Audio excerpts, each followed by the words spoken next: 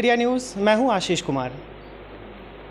आज गांव लहरिया news team के साथ प्रतापगढ़ के सांसद संगम लाल गुप्ता भी मौजूद हैं। संगम लाल गुप्ता जी अपने बहुत सारे क्रियाकलापों के लिए जाने जाते हैं। आप बहुत ही सक्रिय राजनेताओं में आपकी गिनती होती है। आज जब वो गांव लहरिया न्यूज़ टीम उनसे मिली है तो हम चाहते हैं कि उनका स्वागत करें इस पट्टी तहसील में, पट्टी के नगर पंचायत कार्यालय के परिसर में, क्योंकि ये शायद पहला अवसर है जब ये यहाँ पर आए हुए हैं। माननीय सांसद जी का हम लोग स्वागत करते हैं। स्वागत है सांसद जी। बहुत बहुत धन्यवाद। आप पहली बार आए हैं पट्टी इस नगर पंचायत कार्यालय में? नहीं, नगर पंचायत कार्यालय में पहली बार नहीं आए हैं, इसके पहले भी हम आए हैं, कई बार हम आए हुए हैं। मगर हमारे जो नवनिर्वाचित नगर पंचायत अशोक जायसवाल जी हैं, उनके कार्यकाल में मैं पहली बार आया हूँ। इसके पहले मैं कई बार आया हूँ। नगर पंचायत में कई प्रोग्राम भी हुए हैं और गांव लहरिया आपका जो चैनल है, आपसे 2014 में मिले थे और निरंतर आप निष्पक्ष आवाज़ भी उठाते हैं और उठाना भी चाहिए। एक चैनल का दायित्व भी यही होता है कि गांव ग्रामीण क्षेत्र की दबी हुई आवाज़ प्रशासन तक और जनप्रतिनिधियों तक पहुंचाने का काम किया जाए, जैसे कि उनके संज्ञान में आवे।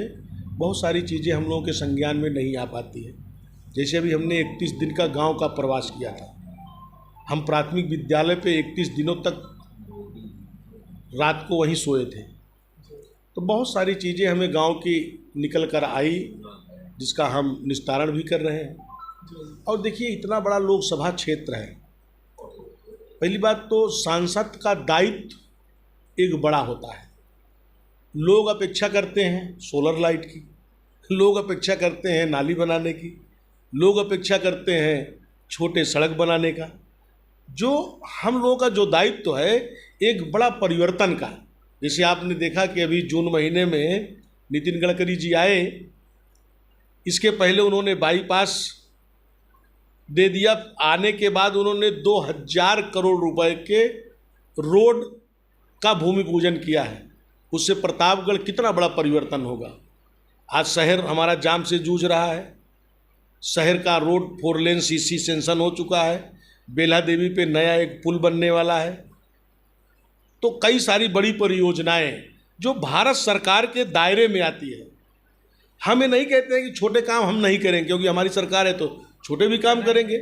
मगर लोग अपेक्षाएं नाली बनाने के करते हैं, जो कि वो काम प्रधानों का होता है, चेयरमैन लोगों का होता है। वो लोग अपना काम करेंगे जी। देखिए क्या होता है, इसे नगर पंचायत है तो नगर पंचायत में जो कार्य नगर पंचायत का है, क्योंकि सरकार ने इस देश में हर इकाई बनी है कि भाई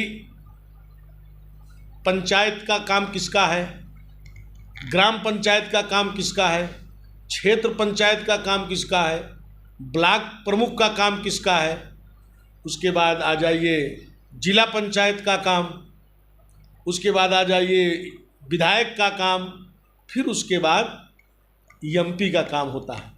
क्योंकि एमपी एक बड़ा योजना लाता है। जैसे हमने अभी शुरू से लगे थे, ट्रैक्टर फैक्ट्री हमारी बंद पड़ी थी, उसको हमने 70 करोड़ रुपए हमने भरवा के उसको फ्री करवाने का काम किया और 1000 करोड़ रुपए का एमओयू हुआ है। ये परिवर्तन का काम है।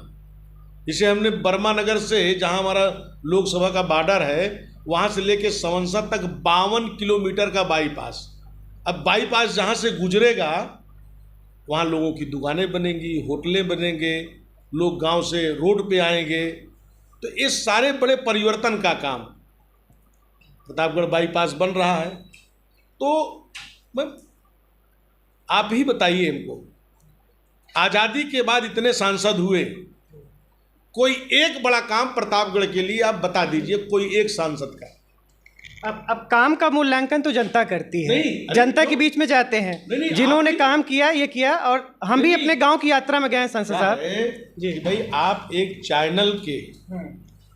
चैनल के संपादक हैं, तो मैं आपसे भी पूछ सकता हूं कि इसके पहले जितने सांसद हुए, कोई ऐसा एक काम बड़ा बता दीजिए 500 करोड़ रुपए का, मैं जानूंगा। एक काम बता दीजिए कोई, और हमसे पूछिए 2 साल तो कोरोना काल में गया जी समझे कि नहीं।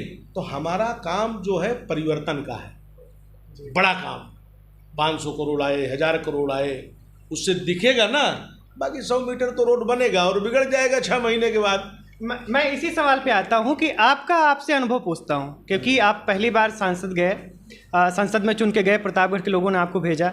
सड़कों की आप बात कर रहे हैं कि बाईपास बन रहा है और बहुत सारी चीज़ें यहाँ पर आई हैं, तो प्रतापगढ़ की सड़कें कैसी हैं, कैसा है आपका अनुभव? देखिए 48 सड़कें प्रधानमंत्री सड़क योजना की हैं, जो 10 किलोमीटर 12 किलोमीटर वो सारी हमारी लाई हुई सड़कें हैं, ठीक है। बड़ी सड़कें भाई भोपिया मऊ से 4 लेन हुआ है, उसके आगे यहाँ गोड़े से अयोध्या तक 4 लेन हुआ, चिलबिला से अमेठी तक 4 लेन हुआ, इसका भूमि पूजन अभी तो किए ही है। तो सड़कें क्या होता है कि बहुत सड़कें जो खराब हो जाती हैं उसमें क्या होता है कि एक ग्रामीण सड़क बनती है, उसका मानक है उस पर छोटी गाड़ियाँ चलना, मगर उस पर बड़ी बड़ी लोड जब ट्रकें चल जाती हैं तो वो मानक के विपरीत हो जाता है, सड़कें टूट जाती हैं, जनता को लगता है चला अभी तो बना और अभी खराब हो गया। सांसद जी, पट्टी से प्रतापगढ़ सड़क के बारे में आपका क्या कहना है? नहीं, पट्टी से प्रतापगढ़ की सड़क के बारे में ठीक है, अभी उस पर तो काम भी चल रहा है जी, उसको चौड़ीकरण हुई है। सड़कों की ही बात चल रही है तो मैं आपको बता दूं, अभी हम लोग गांव लहरिया जब यहाँ चल रही थी, पहले देखा नारंगपुर की सड़क है, यहाँ से गई हुई है, वहाँ पे किनारे गड्ढा खोद दिया गया पूरे बाजार में, और बहुत काफ़ी वक्त से गड्ढा खुदा है, आए दिन गाड़ियाँ भी फंसती, लेकिन हो नहीं रहा है। उसको सड़क पे बजट अब आ गया है, बरसात के बाद उसका काम चालू होगा।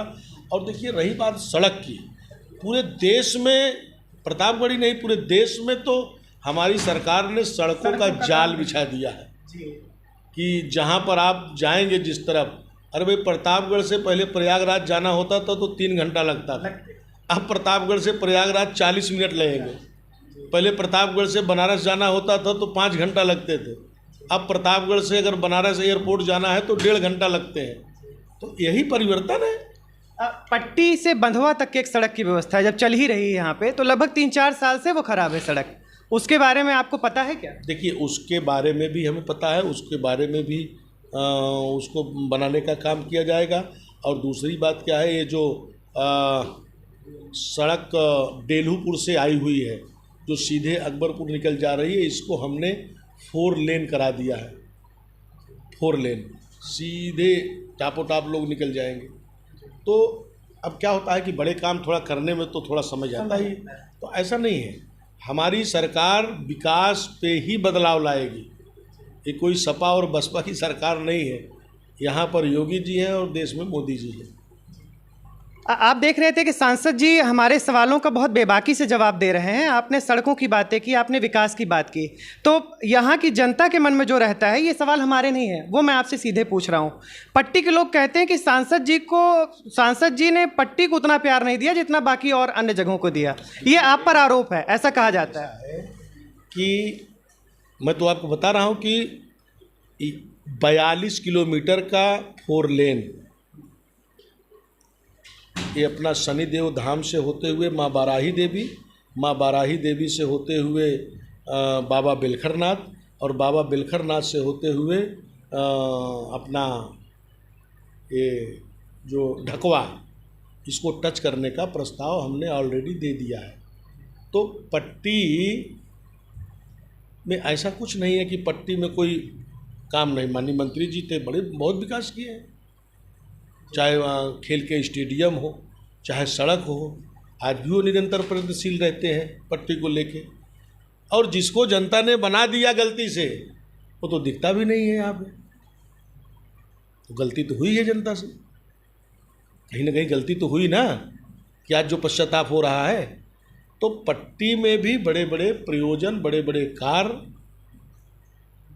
भाई 2 नगर पंचायत नया बनाया माननीय मंत्री जी ने, हमने मिलकर, और आज नगर पंचायत बनाने के पीछे का उद्देश्य यही है कि हर निरंतर बॉर्डर के गांव विकास से वंचित रहते थे, मगर आज वो विकास के मुख्यधारा में चले आए, चाहे आप ढकवा हो और चाहे रामगंज हो।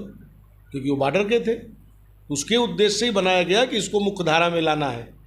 तो पट्टी भी एक आदर्श विधानसभा है। पट्टी ऐसा नहीं है कि पट्टी में काम नहीं हो रहे हैं और पट्टी के साथ हम कोई सौतेला व्यवहार कर रहे हैं।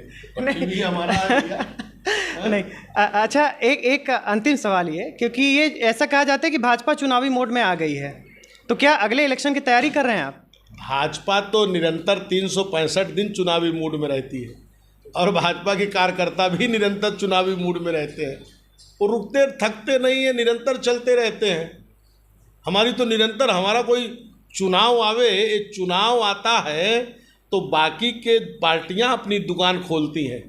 यहाँ तो निरंतर चलता ही रहता है, क्योंकि सेवा है, चरे बेती चलते रहते हैं। यहाँ रुकने का कोई काम नहीं। अगली पारी के लिए आप तैयार हैं? नहीं, अगली पारी के लिए देश तैयार है। पुनः मोदी जी को 400 सीट जिताकर इस देश का एक ताकतवर प्रधानमंत्री बनाने के लिए, ऐसा प्रधानमंत्री कि न भूतो न भविष्यो, कि आज हमारे देश का प्रधानमंत्री जब फॉरेन में जाता है तो मजबूत जो राष्ट्र हैं वहाँ के राष्ट्रपति और वहाँ के जो प्रधानमंत्री हैं, हमारे प्रधानमंत्री का पैर छूने का काम करते हैं। ये देश के 140 करोड़ जनता का पैर छूते हैं भारत के। ये सम्मान बढ़ा है भारत का। तो भारत अपने आप में एक समृद्धशाली और ताकतवर भारत उभर रहा है मोदी जी के नेतृत्व में। और मोदी जी कहते भी हैं कि हमारे तीसरे टर्म में इस भारत की अर्थव्यवस्था दुनिया के तीसरे नंबर की इसको बना के हम छोड़ेंगे। कहते हैं कि ये मोदी की गारंटी है कि तीसरी अर्थव्यवस्था भारत की हो जाएगी। अपने आप में एक गौरव का विषय है कि भारत इस दुनिया की तीसरी अर्थव्यवस्था बनेगी। आपने सवालों को सीधा जवाब नहीं दिया। अगले चुनाव की तैयारी कर रहे हैं आप? हाँ या ना? नहीं, अगले चुनाव की जब भारतीय जनता पार्टी और अरे चुनाव की तैयारी तो मैं बोला कि जिस दिन से हम जीते हैं उसी दिन से तैयारी है। हमारे कार्यकर्ता और पार्टी, हम तो पार्टी के कार्यकर्ता हैं। ये तैयारी, इसको तैयारी थोड़ी क्या, तैयारी तो पार्टी खुद ही करती रहती है निरंतर। आप देख रहे थे कि हमारे साथ प्रतापगढ़ के सांसद संगमलाल गुप्ता जी मौजूद थे। इन्होंने हमारे सवालों का बेबाकी से जवाब दिया और बहुत सारी बातें जो अधूरी रह गई हैं वो भी पूरी हो जाएंगी। गांव लहरिया न्यूज़ देखने के लिए आप सभी का बहुत बहुत धन्यवाद।